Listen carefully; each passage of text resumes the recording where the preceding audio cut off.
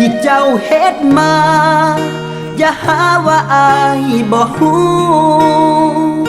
ทั้งที่ฮู้ว่าเจ้าเป็นคนหลายใจแต่มักเจ้าแล้วคิดว่าคงรอเจ้าได้สุดท้ายทำใจเจ้าทิ่มไว้ฝากคอยน้ำตาหูอยู่เป็นคนโง่ในสายตาคนที่ให้ค่าอย่างอายคงหมดความหมายบ่เหลือความรักความผูกพันที่เคยมีมา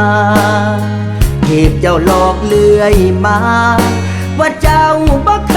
ยมีภัยฟ้าคงสะใจที่เห็นอายเป็นแบบนี้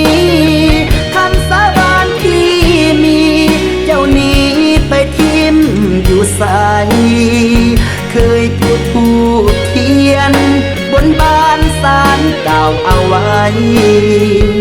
สุดท้ายเปลี่ยนไปเป็นอย่างผิดคำสาบานเจ็บแล้วเจ็บอีกเจ็บนี้เจ็บจนปางตายเป็นคนโง่คือ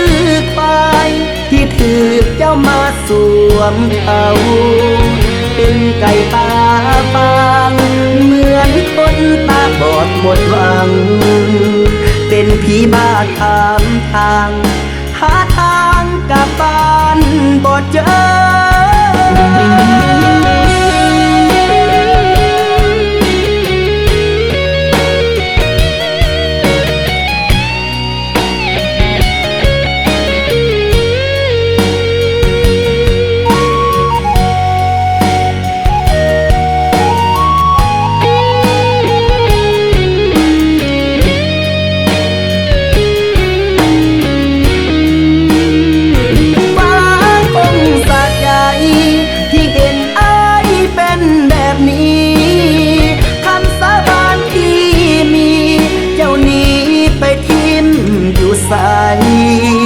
เคยจุดธูปเทียน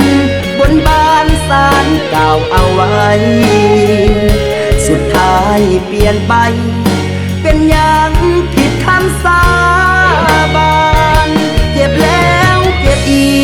กเจ็บนี้เจ็บจนปางตายเป็นคนโง่คือ